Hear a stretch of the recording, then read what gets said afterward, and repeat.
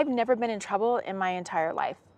I've had a speeding ticket and that's it. I didn't go to jail. I didn't get booked in jail, despite whatever was on the media. Sweetheart, I can tell you by your outfit, you didn't go to jail.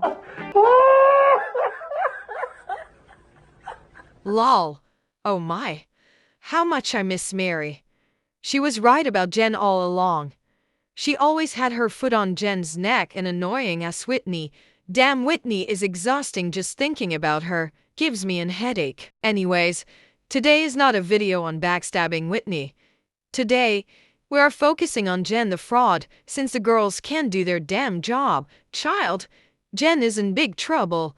It's allegedly reported she won't attend the reunion because she doesn't want to own up to all her lies. Or maybe she'll already be in prison, only Allah knows. I remember last year, she had hella-ish to say about Mary not attending. Now look at her, just a damn fool. DJ, drop the beat.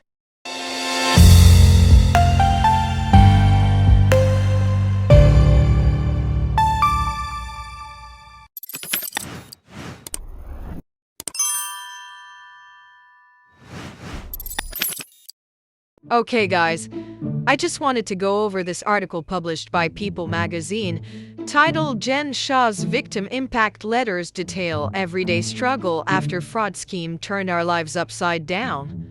Imagine being one of her victims watching the show. It's messed up, especially when she's lying. Article starts off in quotes. Jen Shah's victim impact letters detail everyday struggle after fraud scheme turned our lives upside down. In court documents obtained by People, victims detailed the consequences of the RHOSLC star's actions as part of a controversial telemarketing fraud scheme that, as Shah herself acknowledged when she entered her guilty plea in July, knowingly involved many people over the age of 55. Are you not ashamed of yourself?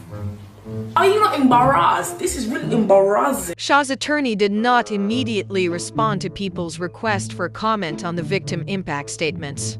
A year and a half into an exhausted, overwhelmed, and frustrated widow's grieving period, she came across an email that appeared to be the solution to her problems. The services being pitched were for a tutoring course for a salaried sales position.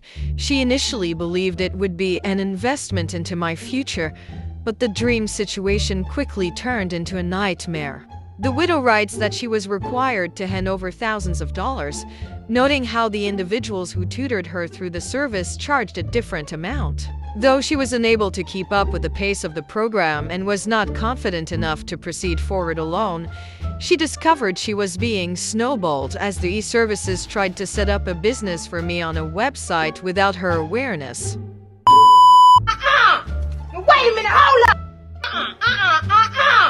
Wait a minute, hold up! She eventually began experiencing depression that she feared was going to make me suicidal. Your sanity is in doubt. Your confidence eroded. Your independence, what limited amount there is, curbed, and you can't trust anybody. You are not the same person you were before this experience, she wrote in one document. Whoever these telemarketers are should cease stealing money and repay what they've stolen, and perform acts of restitution, such as living as we are, doing what we do with what limited resources we have, and pay for medical services, such as therapy or psychiatric meds.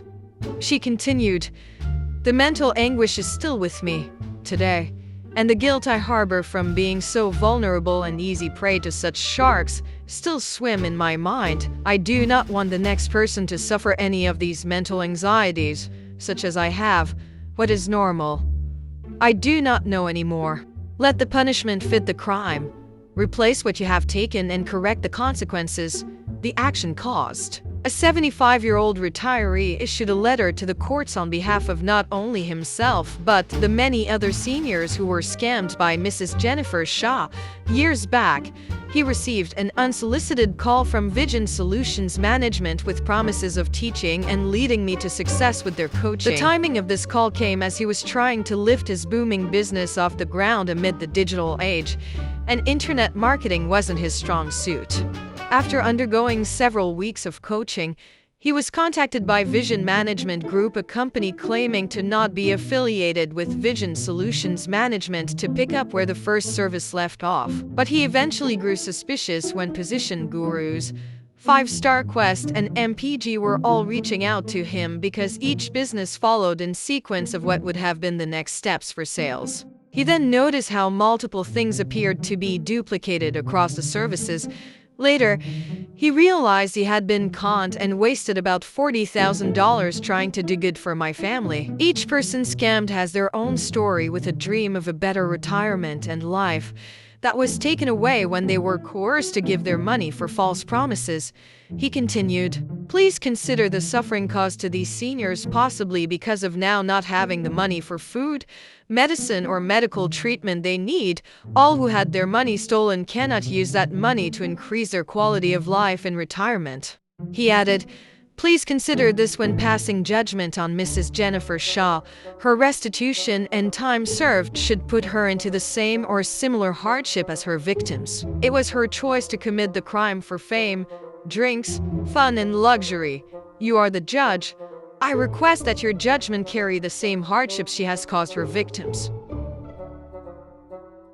The rest of the article can be found on People magazine website. Shaking my head. Jen is worse than Erica. At least it was Tom stealing the money and Erica was benefiting.